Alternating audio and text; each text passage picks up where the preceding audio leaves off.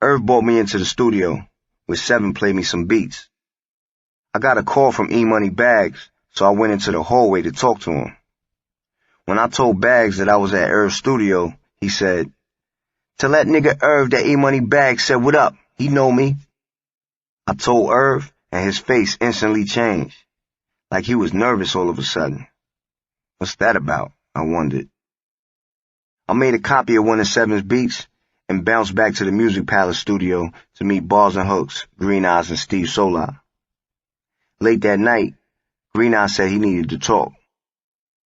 He complimented me on Infamous Records and told me to stop hanging out with Bags. He didn't tell me why or by who. He just said to stay away because Bags was about to be hit. Bags was hype about getting his Navigator. "Come with me to the dealership in Long Island," he said at the studio one afternoon, just after Green Eyes told me to stop hanging with him. "They're giving out good deals for luxury cars." We hopped on the Long Island Expressway and headed to Champion Motors. On the way, Bags broke down the whole story about the connection between Irv Gotti, Ja Rule, and Supreme. Bags told me Irv was a neighborhood DJ at park jams and block parties back in the day, and Irv and Ja were just two studio gangsters. Irv Gotti and Ja Rule, they were the herbs in the hood, and now Supreme's got them under his wing, Bags said. Before I gave Bags money for the song he did for my Murder Music soundtrack, he was planning to buy a tag car from this girl named Z, who went to my grandmother's dance school and sold tag cars for Supreme. Capone from QB bought a white buggy-out Benz from her a few months prior. Bags gave Z $1,000 for a down payment, but when he got the $2,500 from me, he decided he wanted his money back to get a legit car, a Navigator, instead.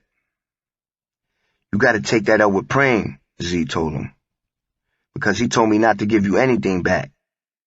Supreme brushed Bags off like he was a punk. Bags was a member of a Jamaica Queens gang in the late 80s called the Young Guns that had a big brawl with another gang from Jamaica, the Lost Boys, at Sunrise Multiplex. Somebody was shot in the eye and killed inside the theater. Bags was the shooter. He's the reason why that movie theater has metal detectors to this day. Bags told me he was coming out of the Coliseum on Jamaica Avenue one day and saw Preem parked in a Land Rover with a dude named Black Jus, another well-known member of the Supreme team, in the Rover's passenger seat. Bags proceeded to shoot up the Rover with bullets, learning later that he missed Preem and shot Black Jus in the upper inner thigh. Instead of driving Jus to the hospital, Preem drove him 10 minutes away to the hood and told somebody else to take him 10 minutes back so the D's wouldn't question him. Black Jus bled to death, but if Preem would have dropped him off at Marion McLean Hospital right around the block from the shooting, Jus might have lived. 50 Cent felt the same way about Irv and Ja, Bags said, and he didn't get along with Preem either. So when 50 first came on the rap scene with songs dissing Irv and Ja, Preem put a hit on 50, and that's why 50 got shot up. Bags knew that Preem put a hit on him too for killing Black Jus, but he said he was going to kill Preem first. Now I understand what Green Eyes was telling me and why Irv Gotti looked like he seen a ghost when I told him I was on the phone with Bags, and why Ja Rule was acting tough on that Limp Bizkit tour. I was thinking as Bags spoke. He figured he had Preem to protect him. At the end of 2001, I received my certified gold album plaque for H&IC. Havoc only produced 2 songs on the H&IC, not because I only wanted 2 beats. I was forced to find other producers because Havoc wasn't showing any excitement or enthusiasm about my solo project. I wish Hav would have done the whole album. Shortly after I got my gold plaque, Bags went to go check Havoc at Freeport.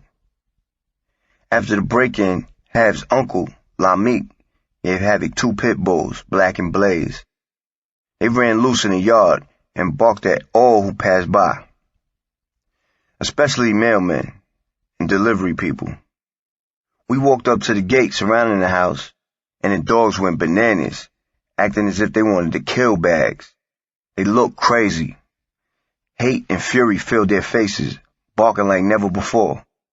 Bags couldn't even come inside the gate because I couldn't control them. And when Havoc came out, he couldn't either.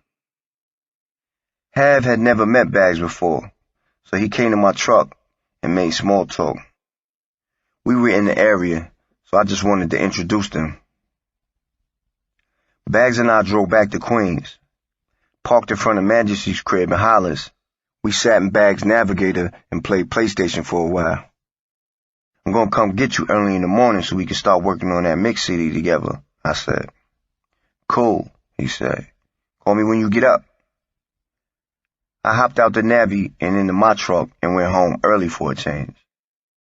The next morning, I called Bags around 11 to see if he was up and ready. Somebody else picked up his phone. E? I asked, confused. No, this isn't E. Who's this? It's P. Let me talk to Bags. This is Detective... Can't remember. You'll hear about what happened to E soon. I hung up quick. Oh, shit. Did they kill Bags like Green Eye said? I wondered. Nah. Maybe he got locked up or something. I couldn't reach Majesty on his phone, so I went to his crib later that evening. Majesty and a few others were sitting on the steps in front of his door with a big bottle of Hennessy in plastic cups. Madge explained that his family was having a cookout earlier that day in his backyard. Bags had parked his new Navigator next to the house, as usual, and they took a smoke break in the Navi because they didn't want to burn the weed in front of the kids in the yard. Madge ran back to the house to get a plate of food before it was all gone. And while he was filling up his plate, 4 masked gunmen ran up to the Navi from behind and opened fire. Bags' truck and body were riddled with bullets. Stray bullets went flying through Majesty's house and almost hit the little kids in the yard. Bags died with his gun in his hand. He must have seen them coming, but it was too late. I didn't want to cry, but it was hard not to. I couldn't control it. P, I want to show you something, Majesty said. He went into the house and came back with an 80-page spiral notebook and handed it to me. What's this? I asked. It's one of Tupac's notebooks, he said. He left it here when he used to hang out with my brother. You need to read that. I opened it and saw Pac's notes and poems, plans, scribble-scrabble, and chicken scratch. It was amazing to have Tupac's notebook in my hands. I wanted you to see this because you need to know how similar y'all niggas is, Madge said, pointing out pages outlining Pac's plan to unite OGs, community leaders, rappers, and street hustlers from every hood across America to help create more positive and peaceful communities. He had it all mapped out. Reading his notebook gave me a newfound respect for Tupac. I knew about Pac's Black Panther and activist upbringing, but now I got a glimpse of the real him. Tupac envisioned similar plans for everything that I used to talk to E-Money Bags and Majesty about, but his plan was more precise and made more sense. When I was done reading, I was at a loss for words. Looking at Madge, I felt pain for him. He lost his brother Stretch, who was murdered in Hollis in the late 90s right after Tupac was killed. Somebody shot up his MPV minivan and Stretch crashed into a tree. And now he lost his best friend, Bags. On the way home, I thought about how Hav's dogs went crazy when they saw Bags the day before. Could it be they sensed something? Maybe E had an eerie energy that the dogs could feel. R.I.P., my nigga.